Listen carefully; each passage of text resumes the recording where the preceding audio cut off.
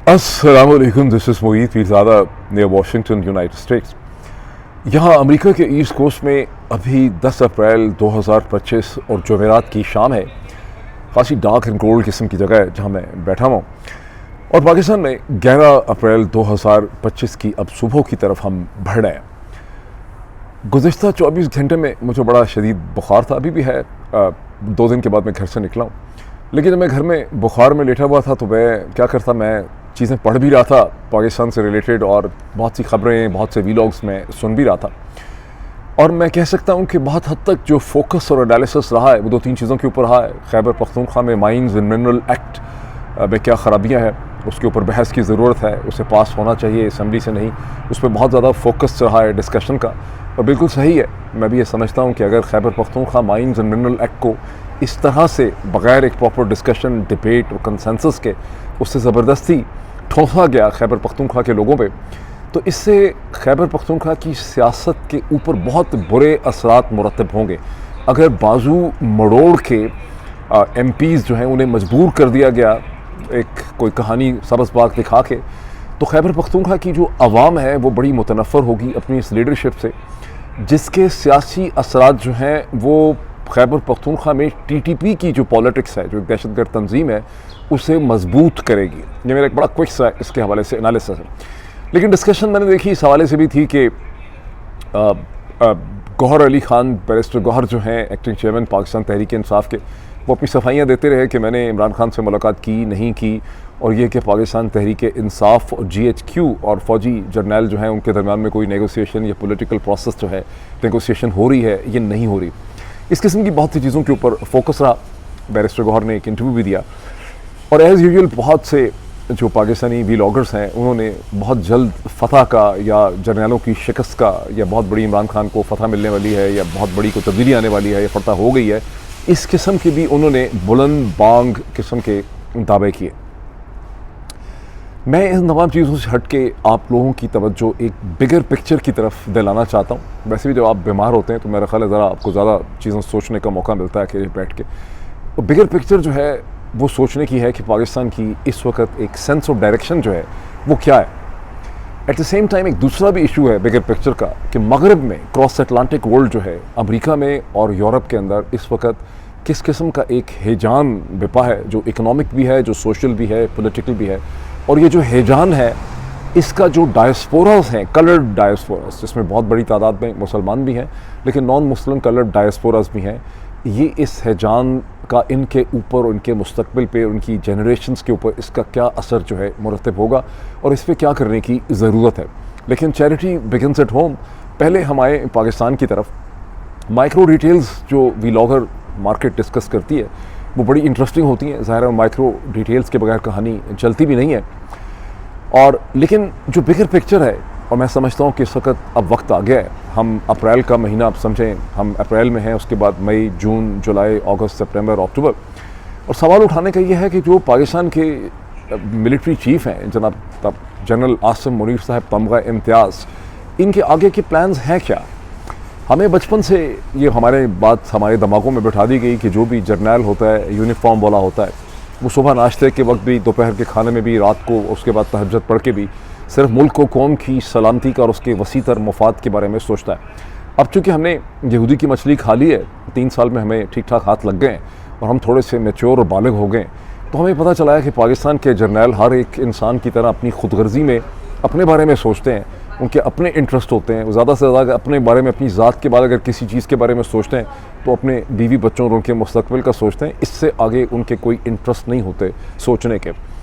तो इस वक्त जनरल आसिम मुनीर एक शख्स की हैसियत से जो स्याह व सफ़ेद के मालिक हैं, उनकी सोच में सबसे ज़्यादा इंपॉर्टेंट चीज़ क्या है, और वो नज़र भी आ रही है, लेकिन बड़ा क्लियर होना चाहिए कि उनकी इस वक्त तमाम तर मफाद ये है कि मैंने अपने आप को 26वीं आइनी तरमीम और एक ऐसी जाली पार्लियामेंट जो मैंने ख़ुद खड़ी करवाई बज़ोर शमशीर, बंदूक के ज़ोर से, उससे मैंने अपने आप को कानूनी तौर पर तो मज़ीद 2 साल दिलवा दिए हैं, मुद्दत मुलाज़मत 5 साल की करके 2027 तक। लेकिन अब उनको इसकी wider political and public acceptability चाहिए, और ये उनकी बहुत बड़ी कामयाबी है कि इस चीज़ के ऊपर सिरे से डिबेट ही नहीं हो रही।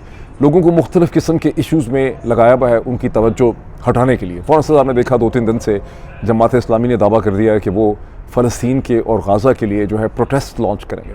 मेरा ख्याल है कोई भी शख्स अगर ज़रा सा भी जी शऊर हो तो उसे पता हो कि जमात इस्लामी सिर्फ़ और सिर्फ डाइवर्जन बचाने के लिए हाफ़िज़ नईम साहब ये कर रहे हैं, वरना क्या पिदी और क्या पिदी का शोरबा और क्या cup in the storm in the tea cup, Pakistan में जो कुछ भी ये करते हैं ये सिर्फ़ और सिर्फ लोगों की तवज्जो हटाने के लिए करते हैं। इसका दुनिया के डायनामिक्स पे, फ़लस्तीनियों, गाज़ा या किसी भी सिचुएशन पे इसका कोई असर जो है वो नहीं पड़ता।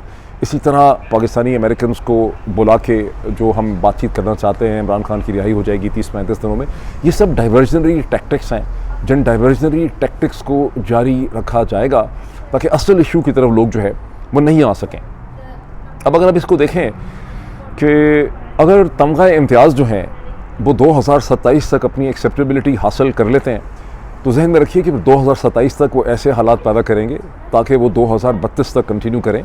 और किसी भी सूरत जब आप ताकत के ऊपर इतनी देर तक बैठ जाते हैं तो फिर आप कभी भी नहीं जाना चाहते, या तो कोई हादसा हो जाए या कोई और ताकत आपको ज़बरदस्ती वहाँ से निकाले या हालात इस किस्म के हो जाएं तो वो जाना नहीं चाहेंगे।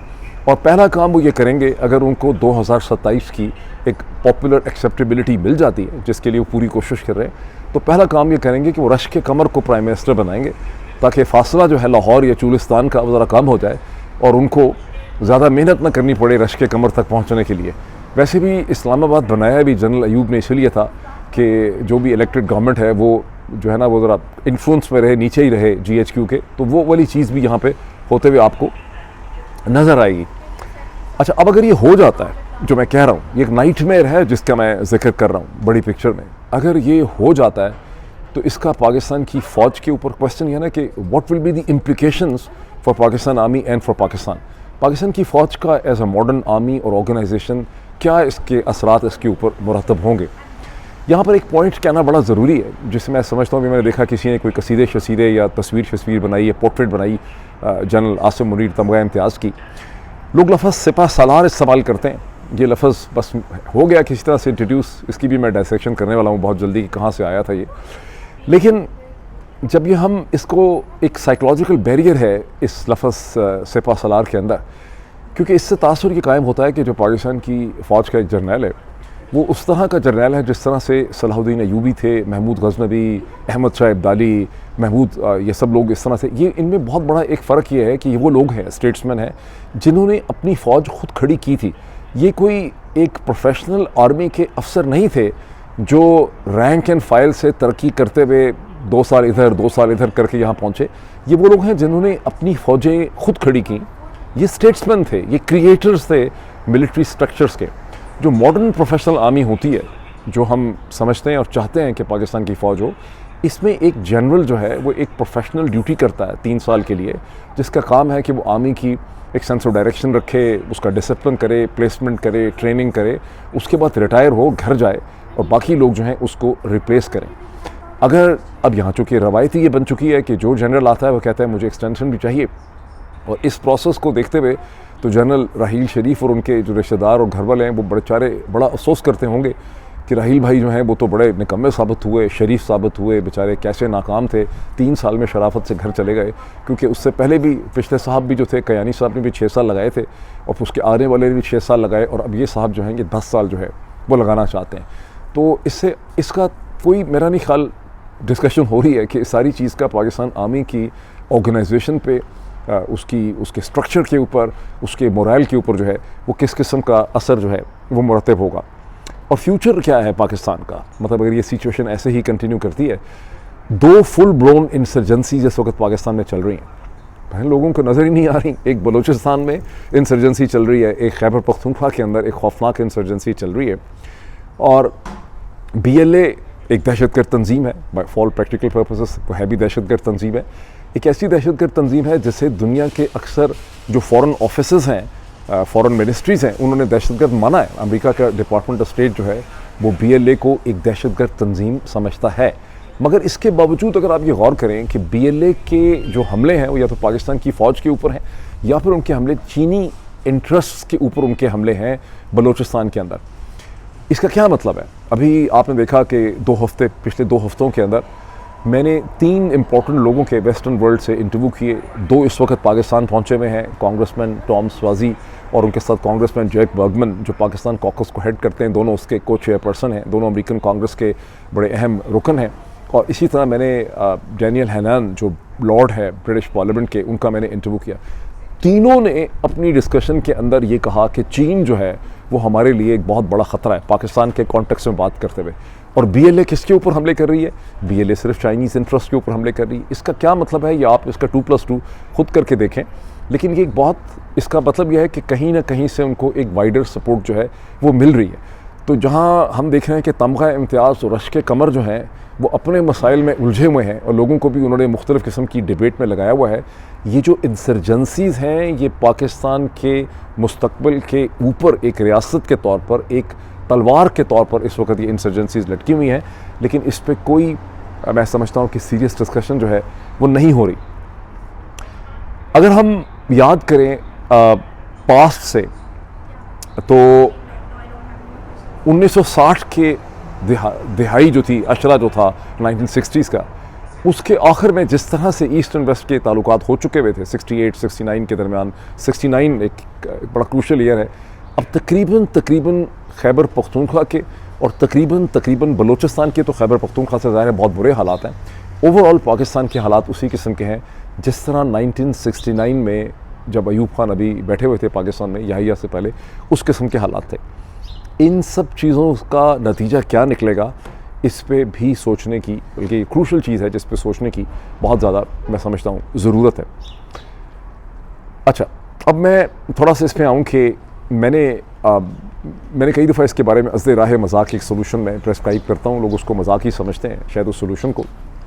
मैंने कई दफ़ा ये कहा है, ये पाकिस्तान आर्मी के सीनियर कमांडर्स और लीडरशिप की ज़िम्मेदारी है कि वो आपस में इकट्ठे हों, सुलह मशवरा करें, इस पूरी सूरत हाल पे सोचें जिसको मैं डिस्क्राइब कर रहा हूँ, और army chief general Asim Munir तमगा इम्तियाज़ को कन्विंस करें कि सर, बस कौम के वसीतर मफाद में और पाकिस्तान आर्मी के वसीतर मफाद में आप सर आगे ना जाएं। नवंबर 2025 से रश्क कमर को भी अपने साथ ले जाएं, बरतानिया सेटल हो जाएं। आपके लिए कोई DHA का एक 25-30 हज़ार डॉलर का पर महीने का आपके लिए एक स्टाइपेंड भी लगा देते हैं। रश्क कमर के अब्बा बाकी पैसे पूरे कर देंगे, या और भी हम खर्चा आपका देते हैं। तो कौम के वसीतर मफाद में और फ़ौज के वसीतर मफाद में आप सर अब चले जाएँ, मतलब बहुत हो गई है।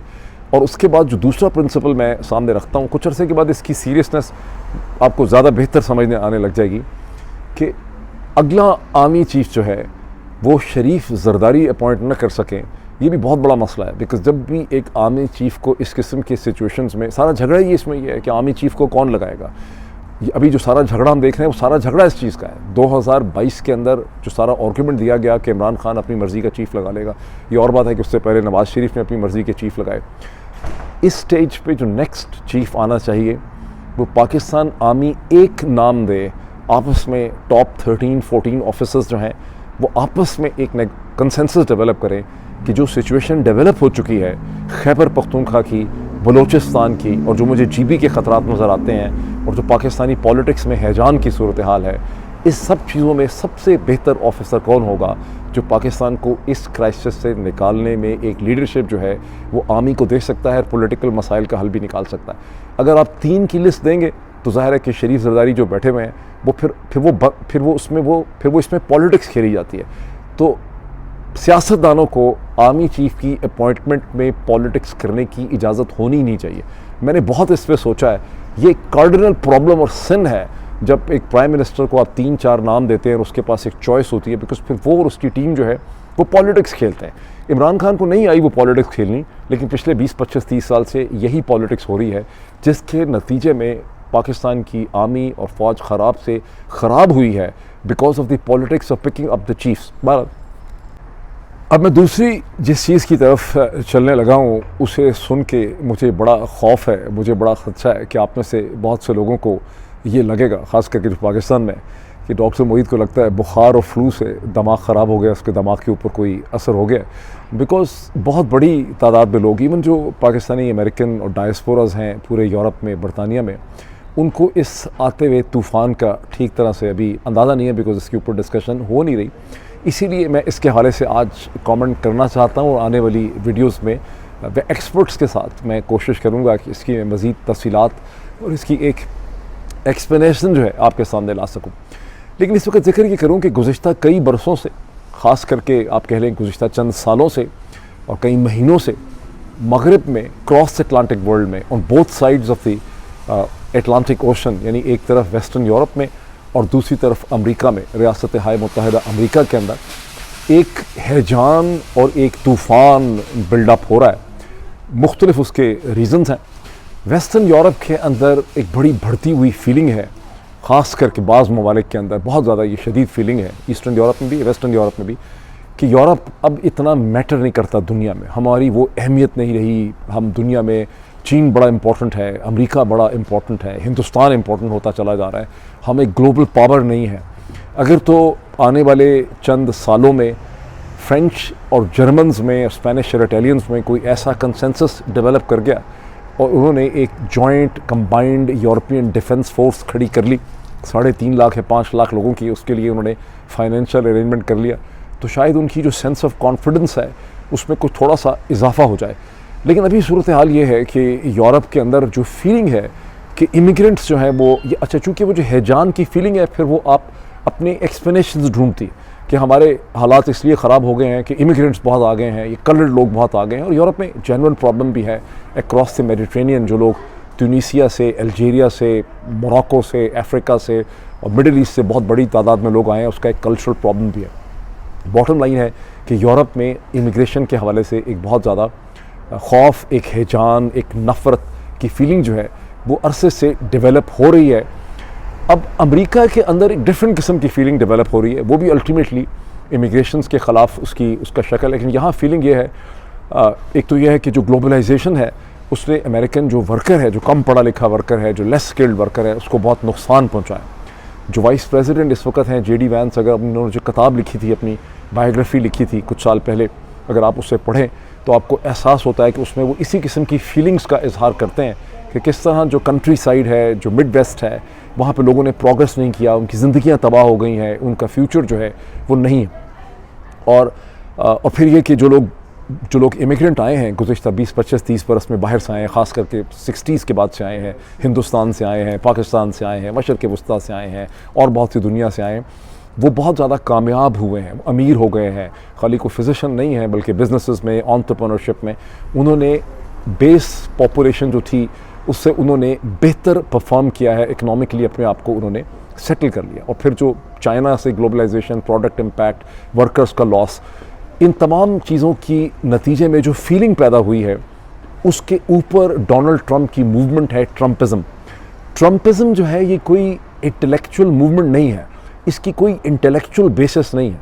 ट्रम्पिज़म एक रिएक्शनरी मूवमेंट है जिनका ख्याल है कि हम एक पुलिसिंग एक्शन करके दुनिया के साथ अपने मामलात को, कि दुनिया ने हमें लूटा है, दुनिया ने हमें फेयर डील नहीं दी, हम दुनिया के साथ बड़े काइंड रहे हैं। उसमें किसी हद तक यह है कि अमेरिका ने अपनी जो टैरिफ थे, जो कस्टम इंपोर्ट ड्यूटीज़ थी, वो बाकी सारी दुनिया से उनकी कम थी। जैसे for instance Pakistan on an average 52%, 58% charge कर रहा है अमेरिकन इंपोर्ट्स पे, इंडिया 56% चार्ज कर रहा है, और इंडिया 52% चार्ज कर रहा है, पाकिस्तान 58% चार्ज कर रहा है, और इस तरह से बाकी सारी दुनिया भी कर रही थी। तो अभी उसका एक रिएक्शन आप देख रहे हैं, लेकिन असल में ये वे फॉरवर्ड नहीं है। सो जो मैं कहता हूँ कि ये कोई इंटेलेक्चुअल मूवमेंट नहीं है, तो 1930s की फ्रैंकलिन डिलानो रूजवेल्ट की जो न्यू डील रहा है वो एक इंटेलेक्चुअल रिस्पॉन्स था अमेरिकन माइंड का और इंटेलिजेंसिया का, कि आपने एक इकोनॉमिक क्राइसिस को कैसे हैंडल करना है। डोनाल्ड ट्रंप के पास कोई इंटेलेक्चुअल डायरेक्शन नहीं है। मैं अभी रॉबर्ट कैपलन की Robert Kegan is an American author, lawyer हैं, एक ज़माने में न्यू कंसर्वेटिव थे। मैं उनकी चैनल 4 के ऊपर एक डिस्कशन देख रहा था एक दिन पहले, जिसमें वो बता रहे थे कि डोनाल्ड ट्रंप ने सारी ज़िंदगी कोई किताब नहीं पढ़ी, उसका जो सारा का सारा वर्ल्ड व्यू है वो हेडलाइन से या ट्वीट से या ज़बानी बातचीत से डेवलप हुआ है। जैसे नवाज़ शरीफ साहब के बारे में हासिल बेजंजो साहब ने, एक फ़्लाइट पे मैं उनके साथ था कोयटा इस्लामाबाद के दरमियान, तो उन्होंने मुझे यही कहा था कि नवाज़ शरीफ का और शरीफ ख़ानदान का जो सारा व्यू है दुनिया के बारे में, तारीख़ के बारे में, पाकिस्तान के बारे में, वो ज़बानी बातचीत से है, लोगों से बातचीत करके, उसमें कोई बुकिश इनपुट नहीं है। तो केगन का ये कहना था कि डोनाल्ड ट्रंप का जो व्यू है वेस्टर्न सिविलाइजेशन के बारे में, वेस्टर्न अलायंस के बारे में, ये हवाई किस्म का व्यू है। इसके अंदर कोई एकेडमिक डिस्कोर्स और अंडरस्टैंडिंग डीपर जो है वो एग्जिस्ट नहीं करती, और यही उनकी टीम का भी हालात हैं सारे के सारे। तो ये जो कुछ भी इस स्टेज के ऊपर कर रहे हैं, ये एक हिजान की सूरत हाल है। इसमें इनको कोई क्लियर सेंस ऑफ डायरेक्शन नहीं है।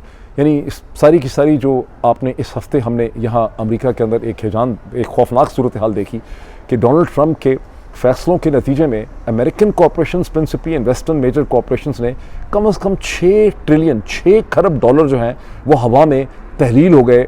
और फिर बाद में जो इन्होंने उसको 90 डेज़ के लिए अपने टैरिफ को सस्पेंड किया है, जो यूनिलैटरल टैरिफ लगाने शुरू कर दिए थे, उसे अगर सस्पेंड किया है तो सिर्फ इस वजह से कि जो ट्रेजरी बॉन्ड थे अमेरिकन गवर्नमेंट के, जिस पे सारी दुनिया इन्वेस्ट करती है और अभी तक चीन ने अपने बेचे नहीं है, वो धड़ाधड़ मुख्तलिफ जो कंपनीज़ ने और जो फंड्स थे, हेज फंड्स थे, उन्होंने वो सेल करने शुरू कर दिए। जब उनकी यील्ड बहुत ज़्यादा बढ़ गई और उनको बहुत तेज़ी से उनको बेचना शुरू कर दिया, तो गवर्नमेंट पैनिक में आ गई। और फिर डोनाल्ड ट्रंप ने पैनिक में आके अपने जो टैरिफ थे उनको 90 डेज़ के लिए सस्पेंड कर दिया। लेकिन जिस तरह की डिसीजन मेकिंग डोनाल्ड ट्रंप कर रहे हैं उसमें कोई भी स्टेट्समैनशिप नहीं है, क्योंकि इस वक्त सिचुएशन ये हो चुकी है कि ये डिसीजन मेकिंग एक बड़ी स्टेट के लीडर की हैसियत से हो भी नहीं रही है। क्योंकि अभी चीन के ऊपर इसी हैजान में 145% ड्यूटीज़ जो हैं वो ठोक दी गई हैं, और चाइनीज़ खड़े हैं, वो कह रहे हैं कि वो इसको सरेंडर नहीं करेंगे। बड़ा डिफ़िकल्ट मोमेंट है। मेरा कहने का मतलब ये है, without going into the economic details, कि जो कुछ हो रहा है और जो ये सारी ट्रम्पिज्म मूवमेंट है, जो बुनियादी तौर पे वाइट सुप्रीमिस्ट हैं, जो एक्सट्रीम राइट विंग फीलिंग है, एवेंजेलिकल चर्च है, ये इन सब की फीलिंग्स के ऊपर, इनकी रिएक्शनरी जो फीलिंग्स हैं डिससेटिस्फैक्शन की, उसके ऊपर डोनाल्ड ट्रंप की पॉलिटिक्स खड़ी है। और डोनाल्ड ट्रंप उस पॉलिटिक्स को फीड कर रहे हैं। And Donald Trump is not a FDR, Franklin Delano Roosevelt की तरह का कोई विजन उनका जो है वो नहीं है। आने वाले दिनों में इमिग्रेंट्स के लिए, जो कलर्ड इमिग्रेंट्स हैं, और both sides of the Atlantic, challenges जो है ना वो बहुत ज़्यादा बढ़ते चले जाएंगे। इस स्टेज पे मैं कम से कम ये एडवाइस देना चाहता हूँ कि जो अब सारे ही उसमें डायस्पोराज आ जाते हैं, लेकिन पाकिस्तानी डायस्पोराज को चाहिए कि पॉलिटिकल प्रोसेस का, पहले तो हम सोचते हैं ना पाकिस्तान के लिए हम पॉलिटिकल प्रोसेस का हिस्सा बने और 3 साल में बहुत सफ़र तय किया, अब अपने लिए इस पॉलिटिकल प्रोसेस का हिस्सा बनने की ज़रूरत है। और हमें एलाइज़ ढूंढने की यहाँ पे ज़रूरत है। वो एलाइज़ बांग्लादेशी कम्युनिटीज़ हो सकती हैं, वो इंडियन मुस्लिम्स हो सकते हैं, वो इंडियन हिंदू कम्युनिटीज़ हो सकती हैं, वो अरब्स हो सकते हैं, वो पैलेस्टीनियंस हो सकते हैं, वो डिफरेंट किस्म की कम्युनिटीज़ हो सकती हैं। बिकॉज एलाइज़ चाहिए और पॉलिटिक्स के अंदर डीपर इंटीग्रेशन चाहिए। अब फॉर इंस्टेंस डीपर इंटीग्रेशन का मतलब ये है कि आप कम्युनिटी को एम्ब्रेस करेंगे और उसकी ज़िंदगी का हिस्सा बनेंगे, और अपना जो एक इंतहाई जुदागाना अलग से तशख़्ख़ुस है उस पर किसी हद तक उसके बॉर्डर्स पे कॉम्प्रोमाइज़ करेंगे। मैंने देखा गुज़िश्ता यहाँ 2.5 बरस में कि यहाँ पर ईद का फंक्शन होता है या अपनी कोई भी इवेंट होता है, तो उसमें फॉर इंस्टेंस पाकिस्तानी अमेरिकन आपस में ही एक दूसरे को इंटरेक्ट करते हैं बहुत ज़्यादा। ज़रूरत इस चीज़ की है, कौन सा बड़ी ईद हो रही है, कि पाकिस्तानी घरों को, क्रिश्चियंस को, जूस को और डिफरेंट कम्युनिटीज़ जो हैं उन्हें भी अपने इवेंट्स के अंदर बुलाना चाहिए। अपने घरों के दरवाजे जो हैं उनके लिए खोलने चाहिए। For instance just look at this example कि बड़ी ईद जो है, ईद उल अज़हा पे अब्राहमिक ट्रेडिशन है, जब आप लोगों को बुलाएंगे और उनके साथ आप अपनी फीस्ट शेयर करेंगे तो आप उनको बताएंगे कि कैसे ये अब्राहमिक ट्रेडिशन है, ये हज़रत इस्माइल से है, कैसे ये हमारे में और जूस के दरमियान में ये एक कॉमन चीज़ है। और फिर खाली ईद ही हमारा इवेंट नहीं है, छोटी ईद या बड़ी ईद, यहाँ पर इस मुल्क में फॉर इंस्टेंस क्रिसमस भी इवेंट है, ईस्टर भी इवेंट है, पैसओवर भी इवेंट है, यहाँ पर हेलोवीन भी एक इवेंट है। ये वो सब इवेंट्स हैं जहाँ पे कम्युनल इंटीग्रेशन और सोसाइटल इंटीग्रेशन की अपॉर्चुनिटीज़ जो हैं वो मिलती हैं। लोग कई दफ़ा कहते हैं कि शऊर हमारा बहुत डेवलप हो गया, लेकिन हर दिन मैं देखता हूँ कि किसी ने ये लिखा होता है, जब भी कोई थोड़ी सी वेस्ट की बात होती है तो कुछ लोग लिखते हैं इसी यूट्यूब के ऊपर आके कि कुरान में ये है, कोट करते हैं उसे, कि यहूदी और ईसाई तुम्हारे दोस्त नहीं हो सकते। ये बड़ी एक मिसलीडिंग किस्म की चीज़ आप प्रेजेंट करते हैं, और ये फीलिंग्स बड़ी ख़तरनाक हैं जो लोग इनको कैरी करते हैं। और ये पहले तो मुझे जहाँ तक याद पड़ता है मौलाना मौदूदी का जो तफ़हीमुल कुरान है उसमें बड़ा अच्छी इसकी एक्सप्लेनेशन दी गई है कि कुरानी आयात को कम से कम आप दो कैटेगरीज, वैसे तो बहुत सी कैटेगरीज में डिवाइड कर सकते हैं, लेकिन दो इसकी कैटेगरीज इस कॉन्टेक्स्ट में है। एक मुहक्कम है जो आपको एक यूनिवर्सल प्रिंसिपल्स ले डाउन करती हैं जिसके ऊपर से इस्लामिक लॉ डिराइव होता है। दूसरी वो है जिससे मुझे याद पड़ता है मुतशब्बे, if my pronunciation is wrong I am sorry, जिसका मतलब ये है कि वो लोकल पॉलिटिकल जोग्राफिकल और टाइम कॉन्टेक्स्ट से रिलेट करती हैं। और ये जिस आयत को बार बार रेफ़र कर देते हैं लोग आके यूट्यूब के ऊपर, ये वो मदनी टाइम पीरियड है जब एक कॉन्फ्लिक्ट की सिचुएशन है between Aws Khazraj Muslims and between the Jews and the Christians. वो जो टेंशन है मदीना के अंदर की पॉलिटिक्स की, उस कॉन्टेक्स्ट में इन आयात को समझा जा सकता है। तो बहरहाल मुझसे बहुत ज़्यादा बेहतर इन चीज़ों पे समझने वाले लोग मौजूद हैं, आई एम श्योर कि वो बाकी लोगों की इस हवाले से रहनुमाई जो है वो करेंगे। मैं अभी चाह रहा था कि सिर्फ इस चीज़ को मैं आपके सामने रखूँ कि ये जो तूफ़ान खड़ा हो रहा है, जो डोनाल्ड ट्रंप जो तूफ़ान खड़ा कर रहे हैं, अब कई दफ़ा चूँकि हम पाकिस्तानी डोनाल्ड ट्रंप से तवक्कुआत बहुत ज़्यादा रखते थे, मुझे तो तूफ़ान अरसे से नज़र आ रहा था, इलेक्शन से उनकी बातें सब चीज़ें, लेकिन जब कभी भी मैंने कोई क्रिटिकल कमेंट किया डोनाल्ड ट्रंप पे, तो कुछ पाकिस्तानी अमेरिकन वो सेंड मी टेक्स्ट मैसेजेस कि नहीं डॉक्टर साहब, आपको पता है हमारी तमाम उम्मीदें जो हैं वो डोनाल्ड ट्रंप से, ऐसी बात ना करें, ये भी लोग बदगुमान हो जाएंगे एंड सो ऑन। तो मैंने हमेशा अपने कमेंट्स रोक के रखे उस हवाले से। अभी भी इस किस्म के बहुत से प्रेशर्स होते हैं, लेकिन डोनाल्ड ट्रंप के पास कोई विज़न नहीं है।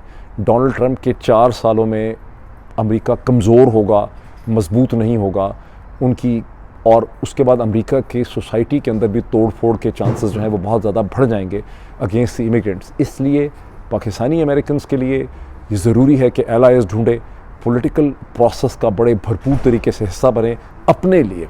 वो जो अब खाली पाकिस्तान की बात नहीं रही, अब अपने लिए पॉलिटिकल प्रोसेस का हिस्सा बने ताकि आप एलाइज ढूंढें, आपकी एक आवाज़ हो आने वाले मुश्किल जो चैलेंजेस हैं उनसे निपटने के लिए। अभी इतना ही, फिर मुलाकात होती है आपसे। Thank you.